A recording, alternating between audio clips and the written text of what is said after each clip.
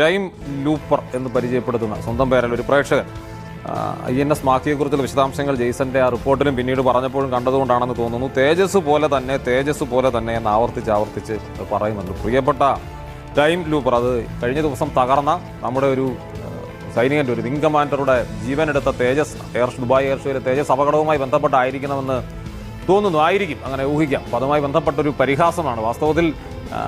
നമ്മുടെ ഇന്ത്യ ആയതുകൊണ്ടാണ് നമുക്കിതൊക്കെ പറയാൻ കഴിയുന്നത്. ഈ തേജസ് എത്രയോ കാലമായി നമ്മുടെ സൈന്യത്തെ സഹായിക്കുന്നുണ്ട്. എത്രയോ വിജയിച്ച വിമാനമാണ്, യുദ്ധവിമാനമാണ്.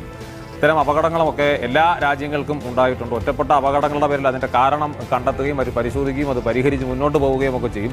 നമുക്ക് വിയോജിപ്പുകൾ ഉണ്ടാകാം, വിമർശനങ്ങൾ ഉണ്ടാകാം. ആ വിയോജിപ്പുകളും വിമർശനങ്ങളും പ്രകടിപ്പിക്കുന്നതിനുള്ള തടസ്സമുണ്ടെങ്കിൽ ആ തടസ്സങ്ങൾക്കെതിരെ വീറോടെ പൊരുതുകയും ആവാം. പക്ഷേ ഇത്തരം പരിഹാസങ്ങൾ അത് ഈ ഒരു ടൈം ലൂപ്പർ മാത്രമല്ല, സോഷ്യൽ മീഡിയയിലൊക്കെ കഴിഞ്ഞ ദിവസം ഈ തേജസ് തകർന്നതിന് ശേഷം കണ്ടു. അത് പക്ഷേ നമ്മുടെ ഇന്ത്യ എന്ന സ്പിരിറ്റിന്, രാഷ്ട്രീയ വിയോജിപ്പുകളൊക്കെ എല്ലാവർക്കും എല്ലായ്പ്പോഴും ഉണ്ടാകാവുന്നതാണ്, അതിനുള്ള ഇടം വേണം താനും. പക്ഷേ ആ സ്പിരിറ്റിന് കോട്ടം തട്ടുന്ന അത്തരം പരാമർശങ്ങളും പരിഹാസങ്ങളും ഒന്നും രാജ്യത്തെ മുന്നോട്ട് കൊണ്ടുപോകും.